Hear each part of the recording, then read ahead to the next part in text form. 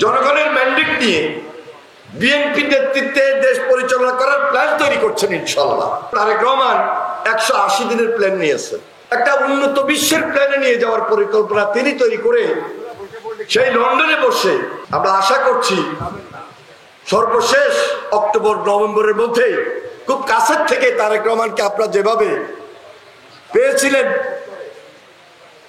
সেই 2001-এ, এখনো খুব কাছের থেকে আপনারা পাবেন।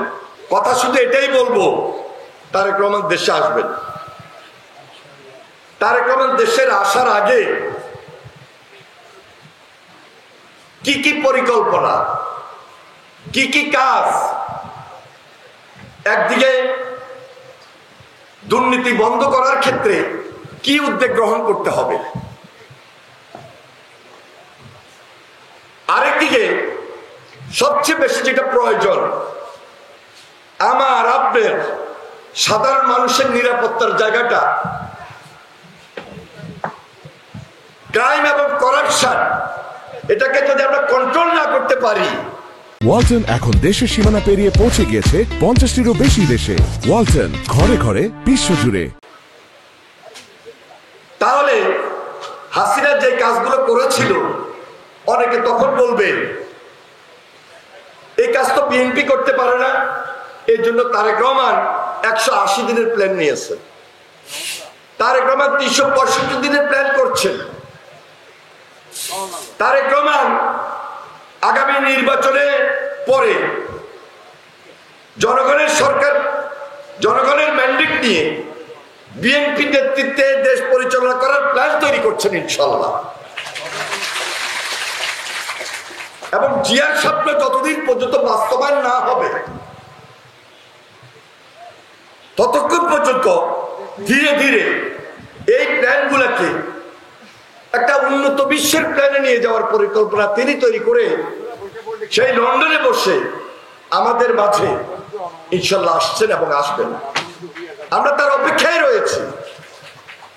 এখনো কিছু মামলা জটিলতা রয়েছে, তবে খুব একটা সমস্যা আসার ক্ষেত্রে বড় বাধা এখন আর নাই।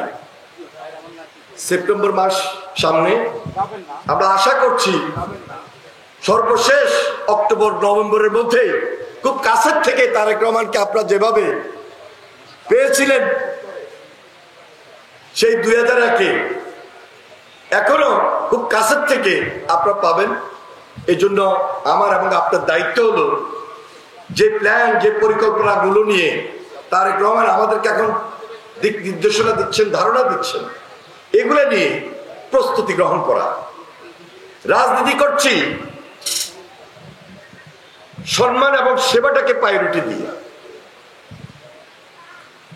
যিনি রাজনীতি করেন, যিনি রাজনীতি করবেন, মনে রাখতে হবে তাকে ত্যাগ স্বীকার করতে হচ্ছে এবং ত্যাগ স্বীকার করতে হবে। পকেটস্থ করার জন্য কেউ যদি রাজনীতি করতে চান তাহলে বিএনপি থেকে আপনাকে বিদায় দিতে হবে।